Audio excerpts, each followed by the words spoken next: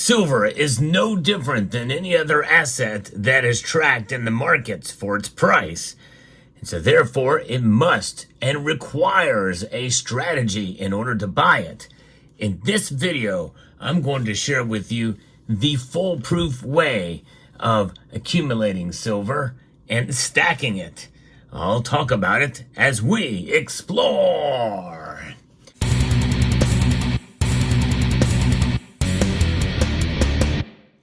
You'll notice I mentioned a two-part process, accumulation and stacking. I think of stacking as something a little bit different than just accumulating the metal. Accumulation requires a monetary exchange in order to accumulate a different form of money. And before we get into that too much, let's first have an understanding of what money is. If you're new to silver stacking or have been stacking it for a while, you understand that one of the points about silver is that it is indeed money. It's sound money. And in exchange for sound money, we have to spend unsound money. This is unsound money because it is losing value. It is a store of value, but it's a losing proposition. Why it's not good money. It's bad money. So therefore, we exchange these in order to get into some good money, some sound money. But in order for that to really work out, you must understand that the price fluctuates in the markets, just like with any other asset. So I'm going to be talking about how you can find the best strategy for purchasing and accumulating and then stacking your silver. So first, we have to understand that the market is very volatile. And it really always has been, but it seems like lately it's been a lot more volatile in the markets. But this is not a video that is just for a certain span of time, because I think this practice that I'm going to be talking about is good for all time. It's been proven for over 40 years for some in this community, and that is the idea of dollar cost averaging. Some of you may have heard of that. Others, not so much. If you're new to silver stacking, you may not really understand what this concept is. I've actually talked about it on this channel before as part of a subject of another topic with regards to the best and worst ways to stack precious metals and silver. But silver especially does require this dollar cost averaging technique to really get an idea and a sense for what wealth preservation is. And that is our end goal, which is why silver should not be seen as an investment. No, it is not. Now, there are ways to invest in silver, and I've talked about that many times on this channel. But when you're stacking the physical, like what you see here, you must utilize dollar cost averaging. And you can in other areas and other investments and asset classes and commodities, sure. But if you're going to be stacking to preserve your wealth, this is a proven method. So what is dollar cost averaging? Dollar cost averaging is literally just as simple as buying on a regular and consistent basis. But what does that entail? Well, it entails the idea of fiscal responsibility and restraint, and also budgeting. You must learn how to budget. And essentially what that means is setting aside a certain amount of money each pay period or month, depending on how you do your monthly budget or your weekly budget or however often you are paid. The time frame really only matters in so much that you're piecemealing it out through the year. If it's monthly, well, it's 12 buying cycles. If it's bi-weekly, well, it's 24, and so forth. And so you set aside money in your budget. Now, what does that mean? I believe that silver is a monetary metal, and for wealth preservation, you must take discretionary income. In other words, after you fulfill your other financial obligations. And even though you may have been told in this community and in other areas that the dollar is going to crash, it's inflating so fast that get your money out of the banks, that type of thing. It's not going to last. Put your money in silver. Well, I want you to take a step back and realize that the dollar is not going to crash anytime soon, and likely it will never crash before it's actually reset. And I think that's probably what's going to happen. They're going to reset it in some manner or form, likely around some sort of central bank digital currency. in time. But that's down the road. For now, the dollar, it is the strongest currency of all of the other currencies that are tracked by the International Monetary Fund. So therefore, we have to understand that the dollar is something of value, and it's good to have some of those on hand as well in case of emergencies. But it's also a great and smart idea to hold silver in your portfolio because it is wealth outside of the system, no matter what the price is. And we have to understand that there's more to silver's value than just the price that's tagged on it by the markets, which are largely driven by psychology and how the dollar is perceived and its strength.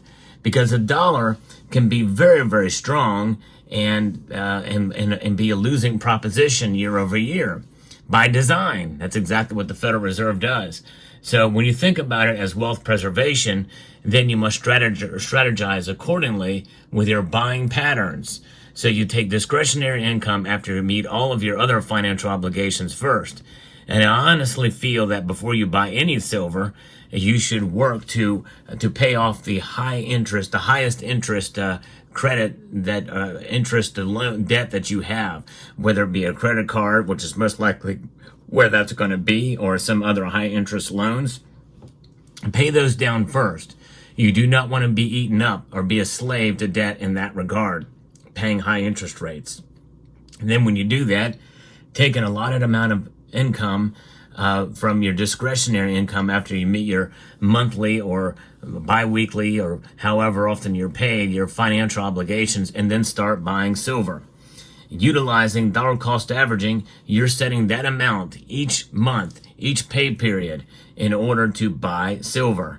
And no matter what the price is, in other words, it's worry and stress-free buying. No matter what the price is, you buy for that month with whatever you can get for whatever amount of money you have. Let's say it's $100 a month. You may, from 1 month, be able to buy maybe this many silver eagles in that month. But the next month, you may only be able to buy this many. So it just depends on what your budget is. It just depends on what you're able to afford in any given pay period. Now, there are ways to enhance that a bit. In fact, I feel that once you get acclimated and used to dollar cost averaging, you can take it a step further and you can enhance it by maybe buying a little bit more with your income if the price goes down, especially dramatically. You take advantage of that dip and you time the markets accordingly. You buy a little bit more during those periods of time. If you can find money elsewhere to make that happen, then there's a risk to that, but it may be worth doing. Maybe dip into a little bit of savings to make that happen on the dip.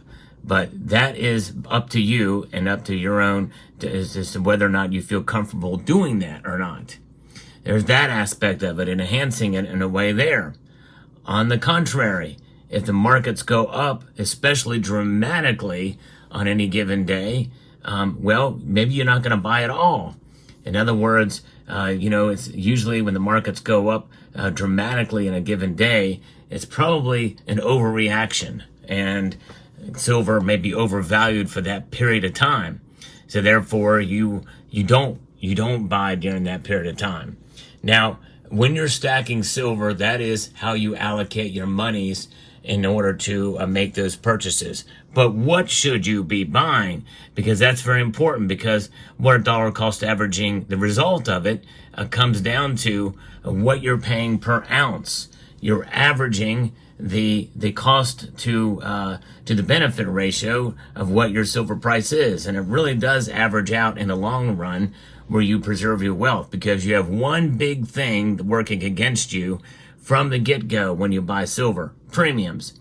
And there's different premiums, and that's the amount you pay above spot price, and they differ.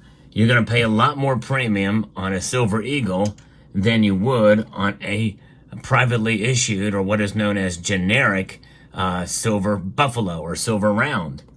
And you can buy silver bars as well too, which typically have a lower price. But this is an example of a silver bar, a 1 ounce silver bar. Typically they do have a lower price, but sometimes premium silver bars like this from the Royal Mint are going to cost you a bit more.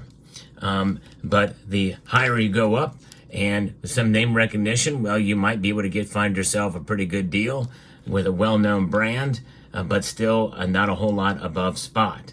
But typically what happens is you can find, some 5-ounce bars for a little bit cheaper. The heavier the weight, typically the better value it is. And that includes up to and including kilo bars. But there is an example where this really does not pay off, and typically it's not good to have too many of these in your stack because they're not as divisible, literally, physically.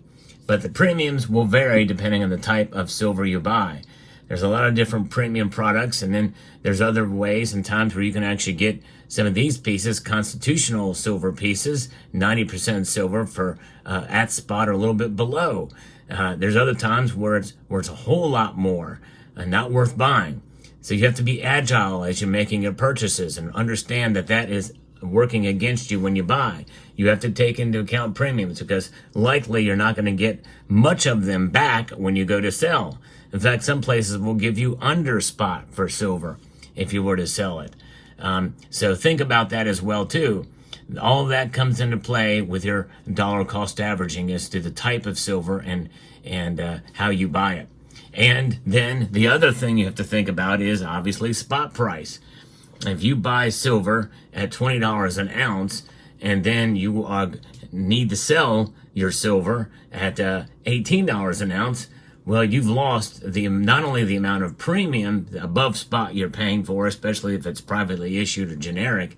Well, you've lost $2 there in that example in spot price for silver on any given purchase. So you don't want to buy it all at once. You want to piecemeal it essentially and to utilize this dollar cost averaging. And there's been people in this community who've been doing it for 40 plus years. And it's been proven. Why has it been proven? Because they've done the numbers. They've done the math on it utilizing a spreadsheet. So I actually would encourage you to do that. If you want to see its worth, it has been proven and it will be proven. You do it long enough, it's going to all average out with regards to the price to actually meet its value. Price and value converge with time. Let me repeat that again because that's a very important statement with regards to dollar cost averaging.